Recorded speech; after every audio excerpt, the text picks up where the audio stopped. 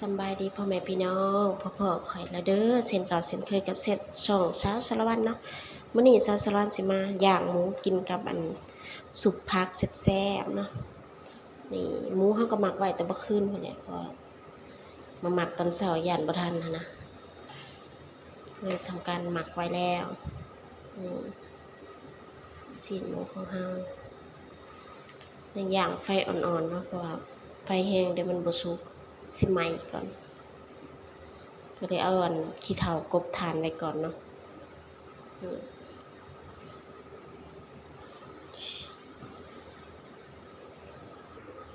ก็เลยนี่ผักเขาลวกแล้วชุกเลยเนาะนะฮะสิไปผักให้มันเย็นก่อนแล้วค่อยเป็นชุกนี่เขาลวกผักมีผักกาด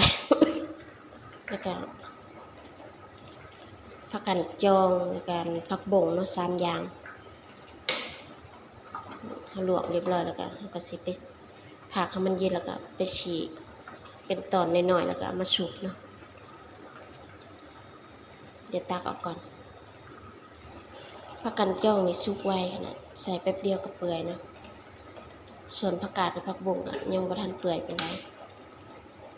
สุกผักในต้มไปเปื่อยแซ่บแล้วแต่หมักเนาะผู้ใดบ่มักเปื่อยก็ลวกเอาก็ได้แต่ก็ชอบเปื่อย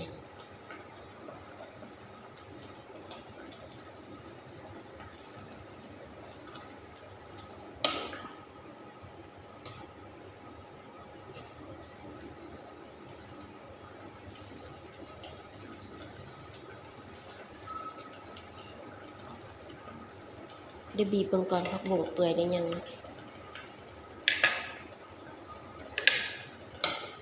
เปื่อยแล้วล่ะ น่าสิเปื่อยแล้วเนาะผักบุ้งก็ได้ปิดเลยผักบุ้งผักกาดเอาออกเลยฟึบ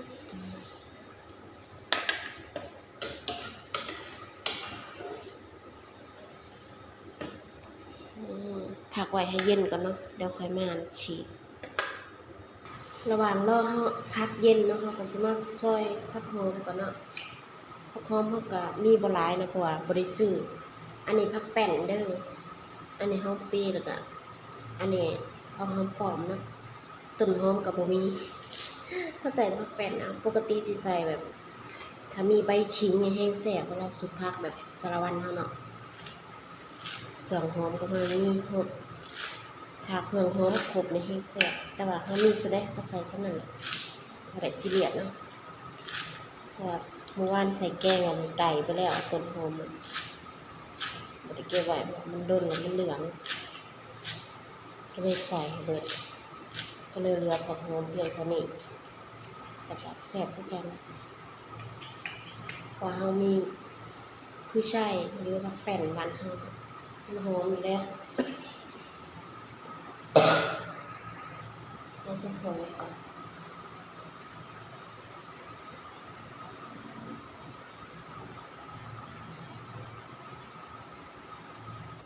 เฮาหั่นผักหอมแล้วเนาะเฮาก็สิมาเอาในงามาตำเนาะนี่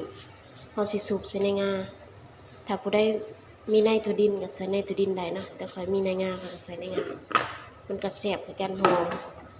ในงาเฮ็ดสิหอมถั่วดินมันเผ็ดขมมันเฮาคือใส่เป็นพริกป่นเนาะนี่พริกป่นใส่บ่เผ็ดหลายดอกเฮากินเผ็ดบ่ได้แล้วช่วงนี้ เฮาก็ใส่ได้นิดนึงก่อนเฮาสิไปตำในงาเฮาก็ปรุงในงาเลยก็ได้นะเพราะว่านี่เฮาก็ใส่เป็นนัวเกลือก็แล้วเนาะใส่เป็นนัวตามด้วยเกลือส่วนน้ำปลาแดกเอาใส่ตอนน้ำสุกก็ได้นะเพราะว่า3อย่างนึงเครื่องปรุงเฮาบ่ได้ปรุงหลาย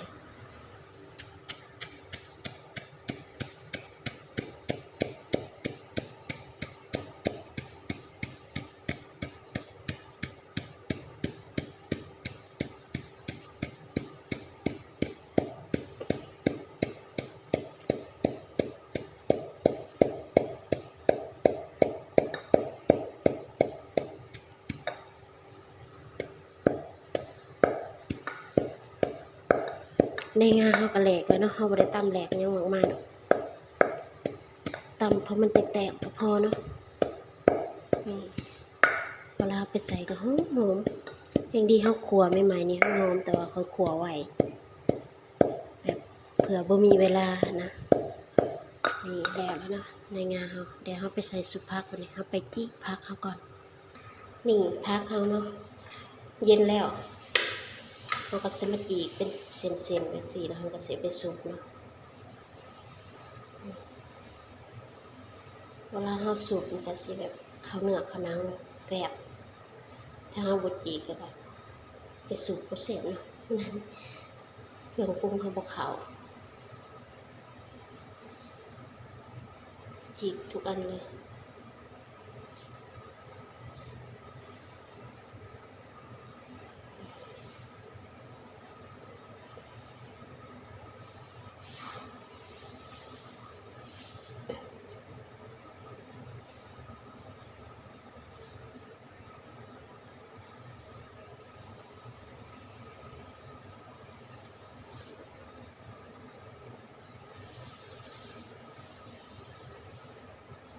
ผักกันแก้วมันเปื่อยไว้ว่าผักบุ้งมันบ่เปื่อยปานใดแต่ก็พอดีแหละซุแล้วแต่มักเนาะ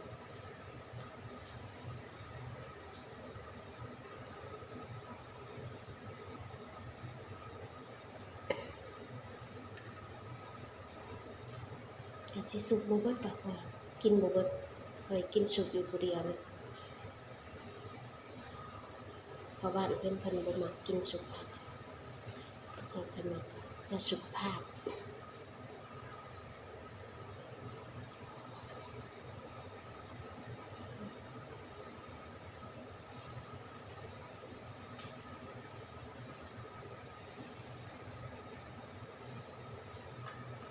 มีบักบวบมีหยังก็ใส่ได้เบิดผักกันแบบเวลาเราเฮ็ดสุผักใส่ได้ทุกชนิดนะ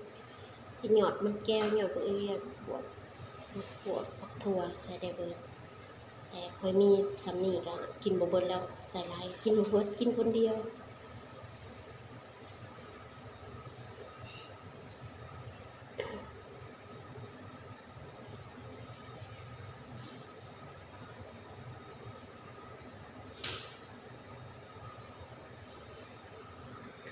แวบมาเบิ่งอันหมูของเฮาก่อนเนาะว้ายไฟไหม้นอนบ่ทันไฟลุกอู้เดี๋ยวเอาขี้เถ้าใส่ไฟก่อนเนาะเริ่มสุกแล้วไหม้นิดนึงไหม้ในนี้บ่องน้ำมันนะผักของเฮาก็จีกเรียบร้อยเนาะเฮาก็เทในงาเฮาเนาะ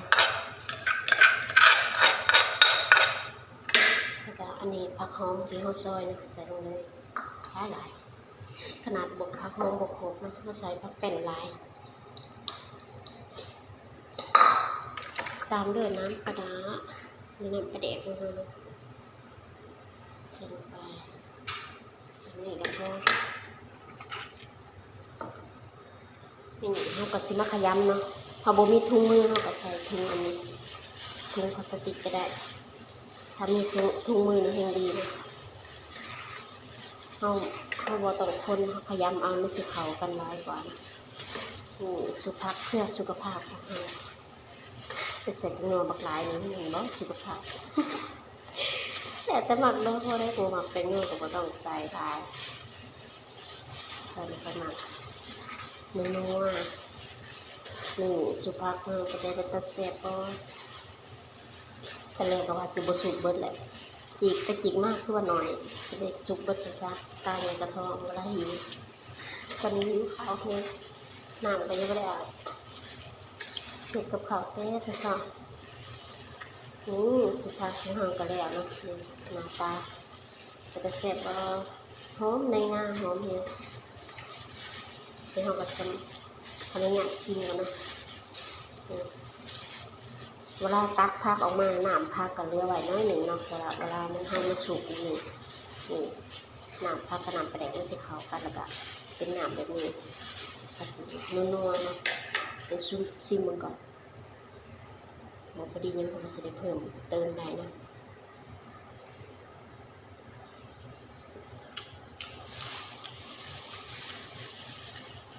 อดีแล้วล่ะ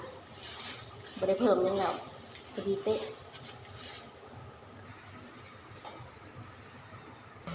นี่ย่างหมูเฮาสุกแล้วเนาะควันอบควันเอาควันแห้งสุกแล้วหน้าตาเสียบแต่เสียบมาเด้มากินข้าวด้วยกันแบบนี้แซ่บ